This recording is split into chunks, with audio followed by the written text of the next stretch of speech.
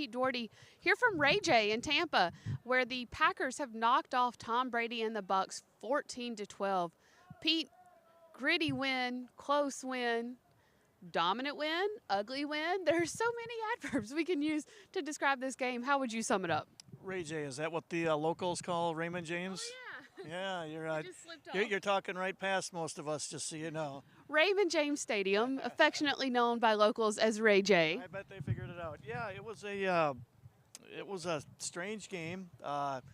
Many of us, I think, a lot of people expected a low-scoring game. Two pretty good defenses, shorthanded offenses, and the Packers' defense really came through. Now it's obviously the Bucs are a different team without their top three receivers, but it's still Tom Brady, and after a rough first possession, the Packers, they even got the stop there, forced the field goal, and they pretty much dominated the rest of the game until that hurry-up offense drive. And then just right there, Devondre Campbell made the play of the game just a few yards from us there when he knocked down that third down pass, 6'3 3/4 or 6'3 5/8 and 33.5-inch arms. That's the reason you like those tall, athletic linebackers, because they're tough to drop the ball over. I was just about to say that's why you pay Devondre Campbell and you put him in there for plays like that. Yep. And they got a little bit of help because the Bucs were called for a delay of game when they were going for the 2-point conversion. To be honest, Pete, if you were watching closely, they probably should have been called for a delay of game on the touchdown as well. Yeah, that's what Matt LaFleur said. I can't say I noticed it, but you must have, and that's what LaFleur said too.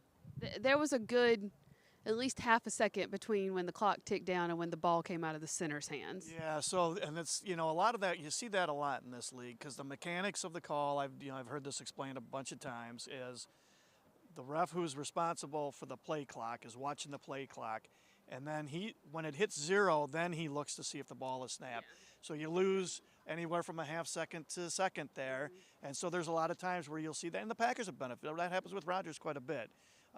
Where that ball, it's clearly at 0 and the ball's not quite snapped yet, but that's just the way the mechanics of the call work. I think they want to err on the side of not calling delay a game. Understandable. It was right there on the edge, because I'd heard that before about, they look at the clock and then look down. It was right there on the edge of where did he catch that or did he not? Maybe he was reaching, maybe he started reaching for that flag and just went, I guess not. Let's see how this plays out. Yeah. And played out in the Packers' favor on that 2-point conversion. Of course, as Aaron Rodgers said, if defenses are going to hold the teams to 12, if their defense is going to hold the team to 12 points, then they can win. And they did that tonight with only 14 points. Their first 3 drives looked great. They were moving down the field easily. That third drive, though, ended, right about there. You were pointing to where Devondre Campbell made the stop. Aaron Jones fumbled the ball. He got hit, fumbled the ball. The Bucs recovered it in the end zone for a touchback. And after that, the offense really couldn't find their footing for the rest of the day. A lot of that, though, felt like it had to do with the Bucs defense. Yeah, I mean, it was kind of shocking to watch them come and stuff the ball down the Bucs' throat 3 straight possessions, basically. Right. I wouldn't have bet a nickel on that going into this game. So, the Bucs have a really good defense, and to think that they were going to play like that all game is, that's living in dreamland if that's what you're expecting. Mm-hmm. We haven't talked about this, or nobody asked about it, but fumbles, of course you can't have fumbles, and players and coaches will always say there are no excuses for fumbles.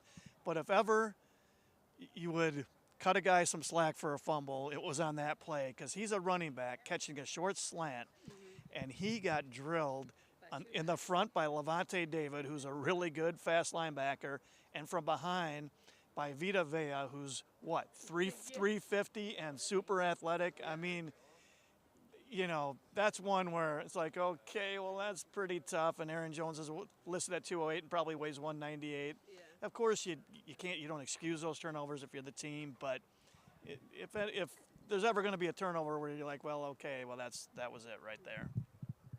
Whew, it's humid down here. Gotta move this off. It was humid during the game too. Alan Lazard joked after the game. I'm sure you caught the replay of his upheaval on the sideline, and he joked after the game it was orange Gatorade. He knew it was coming the whole drive. He thought to himself, just get through this drive. And as soon as he scored a touchdown, he was like, oh no, it's coming up. So he ran to the sideline, and then afterwards he said, I hope we don't have to play any more games in weather like this. It was definitely a humid one here in Tampa Bay.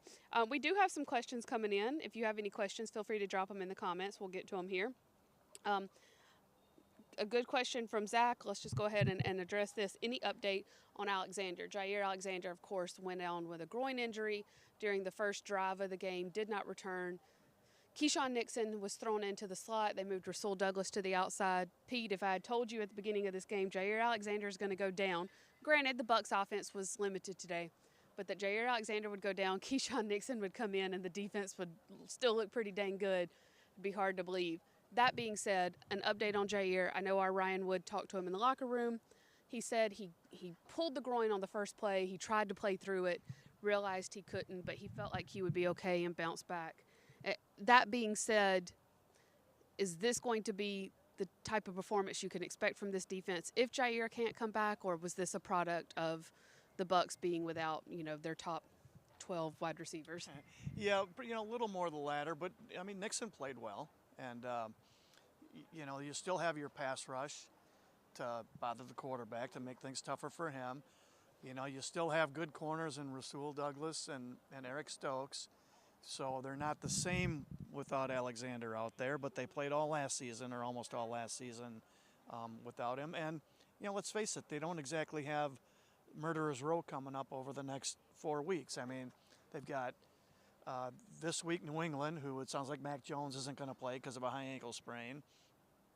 The Giants in London, the Jets at home, and at Washington. So, they're not playing the elites of the NFL's elite offenses, Yeah. Quite possibly their two biggest games coming up based off today will be the Bills and the Dolphins. Yeah. So that could be an exciting one to watch.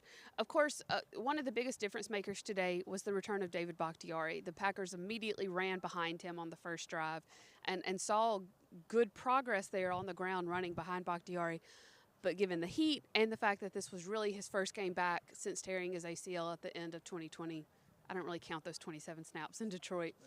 They did keep him on a pitch count and kept him in a rotation with Josh Nijman. Bakhtiari did not like that, but did feel like that was the right move.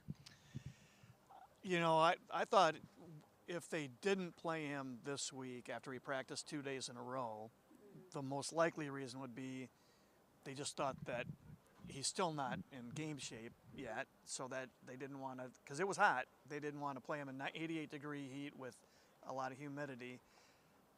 I totally get why they would split the playing time.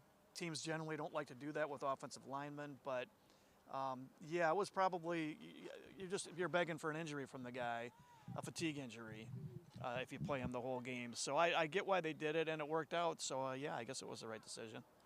Justin asked, when is Matt LaFleur going to be questioned about lack of in-game adjustments? Do we feel that that's an issue? Did that show itself tonight? So again, was that Bucs defense? That comes up a lot, and it's it can be hard to tell sometimes whether it's lack of adjustments or just a guy not making a play or two is the difference between a good half or not. In this instance, I really think it's mostly the Bucs. That is a really talented defense, and the anomaly of this game was that they jammed it down the Bucs' throat those first three possessions. I was kind of stunned. When it looked like they were going to go up 21-3, I was like, wow, this is not what I was thinking was going to happen here.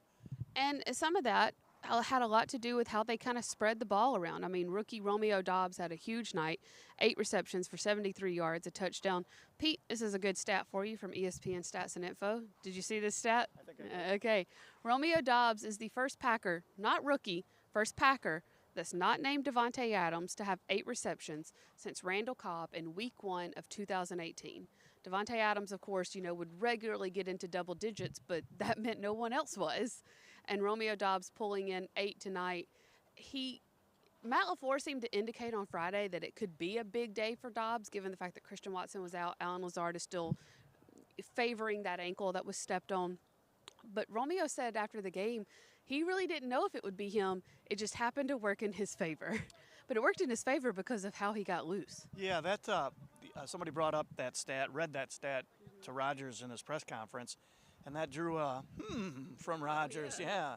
So, Doubs, in this, I guess I'm not including Watson when I say this because we've seen so little of him, but Doubs is their most talented receiver. Now he's a rookie. There's a lot of rawness there. All those caveats. He's not going to lead the team in catches at the end of the year, I don't think. It's probably going to be Lazard, you would have to guess, as long as he stays healthy. But he's their most talented guy, and you saw a lot of glimpses of that today. We saw it if you were at training camp every day, which no fans can't. No one's got the time for that. But if you were at camp every day, you saw him making a couple of catches a day. They weren't spectacular, but it was like, oh, that's pretty good. He's getting open. He just got open a lot, way more than other guys are getting open, and he's catching the ball. Which is that's the deal. He's a guy who, by the end of the year, he could be not only their most talented receiver, but he could even end up being their best receiver by January. And it could be an interesting group, even with Romeo Doubs leading it, because I know we've said the veterans are going to have to sort of carry it while Doubs and Watson catch up. But we saw today, against a very good defense, how they spread it around to different guys in different moments. And, you saw Doubs with a big, I think the first pass of the game was a 21-yarder down the sideline to Doubs. Third and Cobb came up big on that touchdown drive to get Doubs the touchdown. Allen Lazard, through 2 games, has had 4 catches. 2 of those are touchdowns. So he's become a big end zone target. Bucs have huge corners, so we saw them go to Robert Tonyan a few times to kind of get it around the edge against those bigger corners. So, even seeing Doubs come on without Devontae Adams, does it kind of feel like, hey, this is what this receiver unit can be and may need to be? Yeah, I thought the Lazard catches were sort of what he brings to the team because, he's not super dynamic. He's not fast. He's pretty big, but now he's in his 4th year. He has the quarterback's trust. They know what they're doing together. And the one catch was that big 3rd down in the 4th quarter, kept the clock moving when they almost ran it out. That's right. That was a big. Well, no, there was the 3rd down earlier than that where he ran a slant and Rodgers hit him. That was like a 3rd and 5 or 6. If they don't get that possession ends early, and the Bucs have 4 minutes to go, Right. 4 minutes of clock to try to tie the game up. So that and the touchdown, those are the kind of tough situations, the 3rd and less than 10, where this guy is going to be really valuable because of the trust that he and the quarterback have between each other. So that's kind of the guy that I think we're going to see all season if he stays healthy. He's going to be a guy that Rodgers is looking for in those clutch kind of 3rd down, manageable 3rd downs. I asked Lazard after the game, I said, is this receiver unit what you would describe as gritty? And he was like, yes, that's it. But that stems from Lazard because that's sort of his game too. Yeah, but he can't be getting these penalties on blocking. It's great. It's really helpful that he's a good blocker, but he had, two holding and block in the back or vice. Yeah, but yeah, those were killers. They were. Both when I think the ball had moved the chains and then it came back. Yep. If you have any questions, feel free to drop them in the comments. I know we've seen a lot of comments about Bach coming back and how strong the defense was. But one thing that we haven't addressed yet, Pete, special teams killed it today. We've been saying through the first 2 games, hey, special teams didn't mess up. And that's progress. That's all you need from them right now. Today, Matt LaFleur, Allen Lazard, several people said after the game, we won this game because of defense and special teams. And special teams really was a huge part of that. Yeah, their punting was great. The directional punting by O'Donnell and the hang time was really good. And I thought the most impressive special teams play, everybody saw it, was that catch by Nixon at inside the 1 or at the 1. And to make sure his toe didn't get over the. That is a really, to be running away from the ball and to make that kind of play, that's a huge, that picked up 19 yards in field positions, putting that team in that big a hole, at the 1 yard line. That was a really, those are the kind of plays that can help you win games. And then there was also another punt where Tampa Bay's returner was bringing it out, and Rudy Ford just laid him out. Yeah. So, Pat O'Donnell, Rudy Ford, I give Keyshawn Nixon under this. I put Keyshawn Nixon under this umbrella as well. Those were all guys that Rich Bisaccia wanted here. It seems like it's paying off very quickly. Yeah, and Nixon, when he made that play at the 1, he had already come in as a corner because Alexander had already left. So he was doing, I looked, I don't think he did any more gunning after that, but he was playing both, almost every snap on defense and doing the gunning on special teams. On, you know, in the heat, you really have to be standing here to appreciate, especially today, walking around the stadium with that sun coming down, how hot it was. I mean, it was a lot different than what we've seen in Wisconsin for the last month. And to your point, yeah, Nixon, when he downed that punt, had just forced and recovered the fumble. That's right. as the slot corner. And I think there was another one that was downed within the 10-yard line on the other end of the field, but I'm to be honest, I'm blanking who downed it.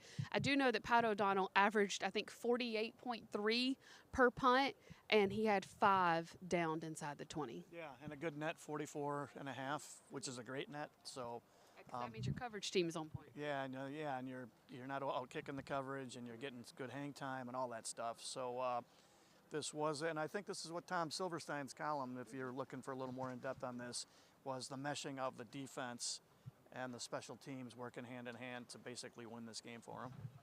I think they had 13 fantasy football points, which is they're measured together, defense and special teams. I'm not saying that because I was looking on my roster. Final note on special teams, Amari Rogers had a good night too. His best return, though, was the one that was negated by a penalty as well. But are we seeing more and more confidence from him? He looks more confident catching the ball for sure. He's just not a super dynamic guy. So I think this basically the return game is going to be the ultimate first do no harm. Yeah, just catch the ball, get up the field for whatever yardage you can get, and get down. Don't fumble. And because I don't think they're going to be breaking off many big returns this year. It just ain't happening unless they sign somebody.